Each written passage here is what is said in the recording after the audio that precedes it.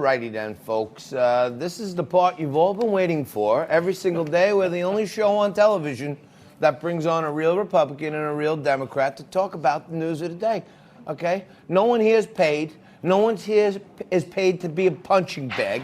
When you see a Republican on MSNBC, they're paid to be a punching bag. When you see a Democrat on Fox, they're paid to be a punching bag. We bring on the real people, know where the rubber meets the road. Today we got the best of the best. These guys have been with us from day one. They come in every Wednesday to mix it up for us. They've actually become friends, which shows you that, you know, like when Ellen DeGeneres sits next to George Bush, they could actually be friends and have different political opinions. When Vince Vaughn shakes hands with Donald Trump, it's not the end of the world. So joining us today to mix it up are the best. Johnny Burnett's here. He's managing director, One Empire Group. Also a Republican candidate for New York City Comptroller. And also David Eisenbach joins us. He's a professor at the esteemed Columbia University. He's also our very own presidential historian right here at Liquid Lunch. Gentlemen, thank you so much for mixing it up with us here today. Good to be here. So there's so much going on. I got you guys here for 2 segments. I'm not letting you get away today until we're done with everything. And I don't want you being all buddy-buddy and agreeing on everything. Because Let's get rid of the bell. Let's get rid of the bell. Yeah, no, I ring the bell. No, we need the when bell. a Democrat and a Republican agree. But these guys are so good, they're so thoughtful that they find common ground. I don't want any common ground today. I want a good battle. Okay. If you don't mind. I mean, right. we can find one at the end if we have He's to. going to need a standing A count. Oh, all right. He comes out swinging. Wow. Burnett. Already. Here you go, folks. Burnett lands the first punch. All right. Let's take a look at, I want to talk about impeachment. Let's take a look at what Donald Trump had to say about impeachment, and then I'll get you guys' thoughts on that. Alan Dershowitz says the framers of the Constitution did not permit impeachment on grounds like abuse of power or obstruction. They object with open-ended vague criteria. So for future presidents, is abuse of power an impeachable offense? Well, it depends, but if you take a look at this. All right, we missed the ending of it, but no, I think the point was, you know, can you just, it's so general, abuse of power. Like, is every president who faces an opposing majority soon to be impeached? Johnny? Yeah. Well, the way I look at it, every past president could be impeached on the grounds of abuse of power because it's subjective.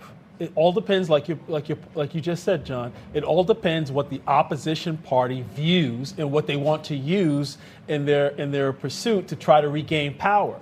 And you know what's really bad.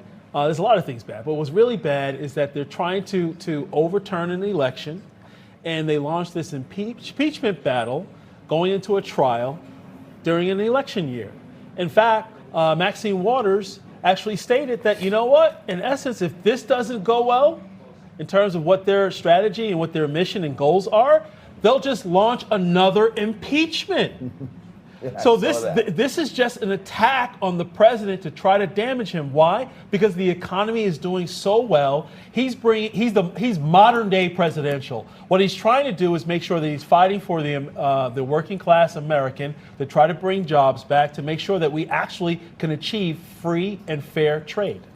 Well, the founding fathers in the Federalist Papers actually laid out an argument that one of the grounds for impeachment would be a president working with a foreign government for his own political purposes, and that would be an impeachable offense. This is clearly what Donald Trump did in this case with Ukraine, and so this is something with a historical You basis. think this whole thing was for political purposes? Absolutely. We had a new president come in Ukraine, the most corrupt country. He said, hey, I want you to take a look at corruption across the board, including why the former vice president's son got paid millions of dollars to run a gas company that he knows nothing about. I don't know why how are they framing that as political? Well, because it was specifically directed at Joe Biden, who is the most formidable opponent of Donald Trump. And while there's lots of corruption going on around the world, Donald Trump was heavily focused on this, putting pressures on ambassadors, working back channels with the Ukrainian government. Clearly, this was a president working with a foreign government to have an impact on domestic Wait a minute. Look, politics. I'm not a lawyer, right? But I watched a lot of Law and Order, right? And the thing here is that, no, it's not political first. The corruption came first, right? And if you actually look at the Biden family, both Biden and Hunter need to be reviewed and investigated, period. right? And the facts actually say that. If we look at the fact pattern objectively, right? We look at Hunter, no experience, right? Hired by this board.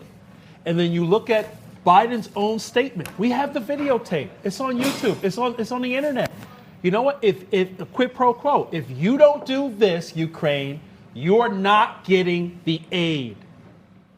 There it is. That's the case. That's the case Right? in a Well, nutshell. yeah, I hear you, but one of the president's attorneys made a great point last night.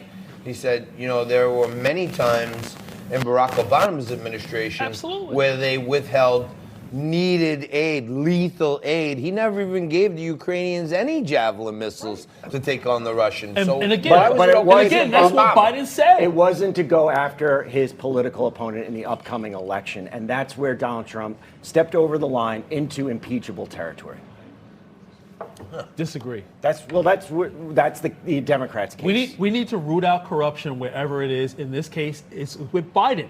In Biden's own words, he actually gave a quid pro quo to the Ukrainian government.